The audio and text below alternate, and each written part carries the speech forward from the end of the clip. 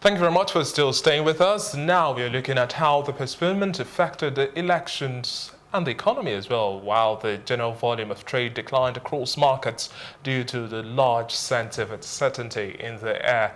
Investors and stakeholders are holding their breath, hoping that Nigeria will no further make any more changes because another could lead to serious implications for the economy.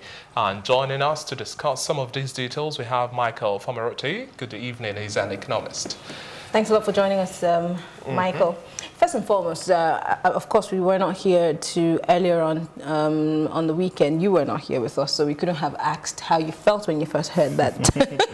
Because a lot of people actually were asleep, except for those of us who have a nose for the news, so we were following the story until it broke. And finally, we got INEC to say that the elections were postponed. What was your first reaction when you heard it? Okay, so I was actually awake because we were preparing a situation room for the next day.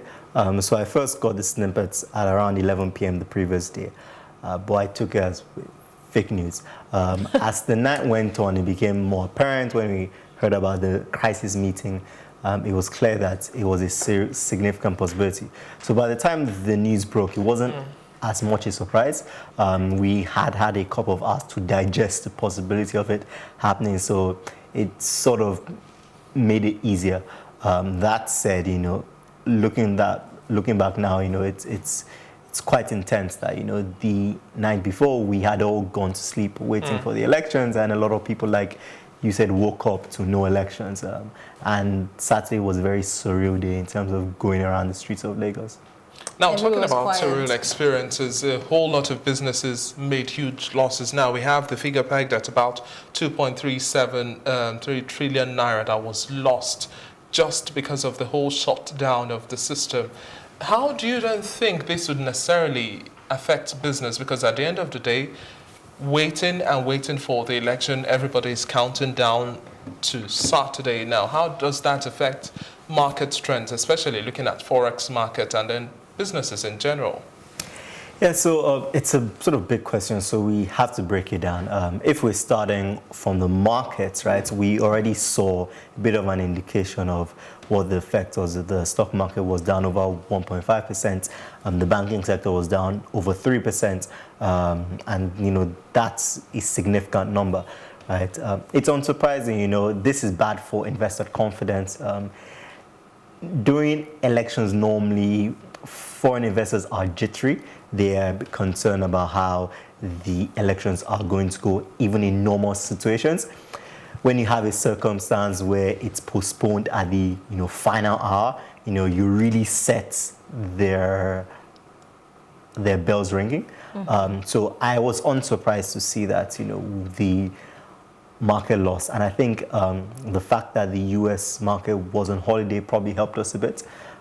Because I do expect losses to continue at least for the next couple of days, perhaps pick up perhaps on Friday or Thursday. But that's on the market side, right? So it's definitely bad for investor confidence.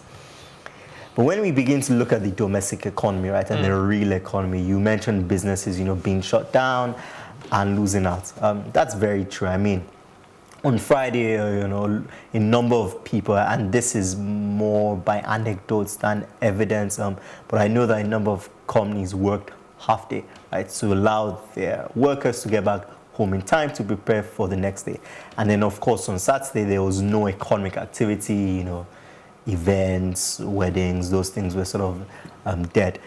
So there was definitely an impact in terms of Saturday essentially being a dead economic day. And if elections also hold a Saturday, it means? Exactly. So the reality is that, we do elections every 4 years, and it's a fair trade-off, right, to shut down the country for one day just to, pick your leaders, right? There are a lot of countries in the world that don't do that. In the UK, you have elections and people are going to work. It's a normal day. It's a normal process, right? But even if we have to give up one working day to do, it's a fair trade-off, perhaps. But when you have a situation where you're wasting that day that you've given up, and then you have to do it again, then it's really, really a waste, right? Well, let's just go back to the day that the election was cancelled. We keep talking about the big players, the companies, but then the average kunu seller, there was a lady who was photographed. She, I think that was in Abuja. She had brought her kunu, obviously, prepared to sell because she knew that, you know, people would be thirsty and all of that. And she just sat there in the middle of the road, obviously thinking about what she's going to do with this big basin of kunu. So there are all other tiny businesses who were also hoping to make a little money on that day. Obviously, they've lost out. So what about those people? Because we're talking about the big companies and the people who shut down. Of course, there's a story of a lady who flew in to have her wedding, and then, you know, that's going to be a problem because next weekend, most monies would have to be refunded if you cannot actually, if that day is already been booked by another person. So we're going to have a bit of a confusion on Saturday next week, right? Yeah, This definitely. week, actually, Marianne, don't say next week. Before I jinx it.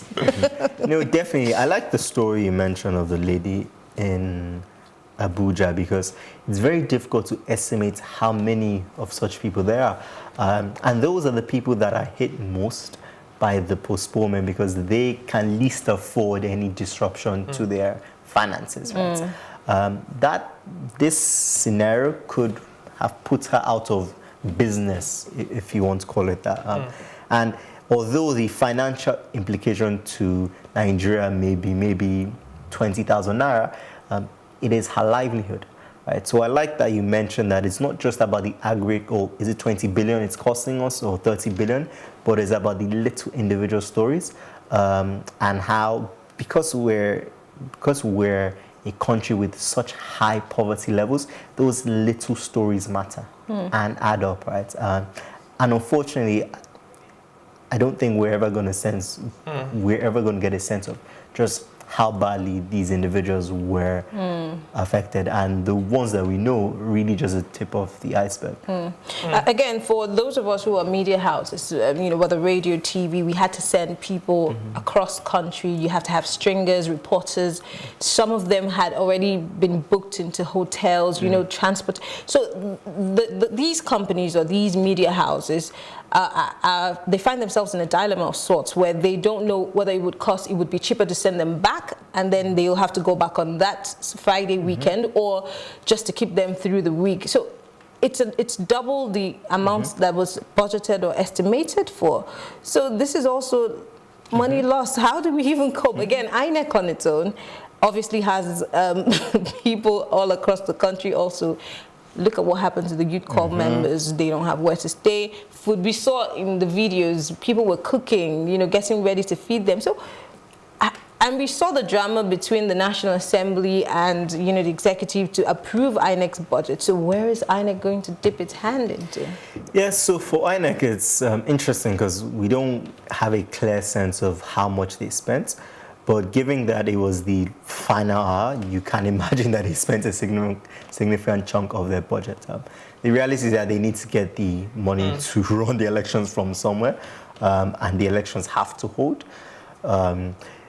You know, you mentioned media organizations especially, right? And I know that a lot of foreign companies as well had correspondents flown in, right? I heard on Friday that the Transcorp Hotel in the capital was full that weekend. I imagine it's going to be full again next weekend.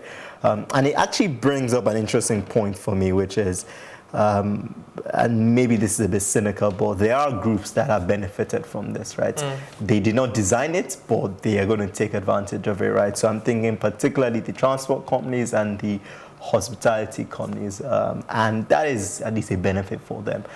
It definitely does not compensate for the losses that we're going to get. And expecting some good business as well come this Saturday. Most definitely. Okay. Right, well, we have a report. We had one of our correspondents go to town to feel the pulse of the people as to how this has hit them business-wise. Here's that report. The previously scheduled 2019 presidential election, which was to hold on the 16th of February, but rescheduled to the 23rd of February, as expected by analysts, certainly had a negative toll on market trends from the start of Monday's trading day. It was a bellwether trading day as the all-share index plunged by 1.61 basis point to close at 32,190.07. Various sectors were also in the red terrain, particularly the banking sector, which dropped by 3.21 basis points. Other sectors which recorded losses were the insurance sector, which dropped by 1.13%, the oil and gas sector also dropped by 2.92%, the consumer goods sector dropped by 1.54%, while the industrial sector dropped by 1.16%. However, various analysts took to their Twitter account to speak of the effect of the postponed election, one being Raymond Echebiri, a development economist, who took to his Twitter account attributing the sell-off to profit-taking, unimpressive dividend payouts, and election postponement. These being likely causes for the bearish trade recorded on Monday, which may likely continue. We hope the election date is retained to avoid having an even greater negative toll on the market if further postponed.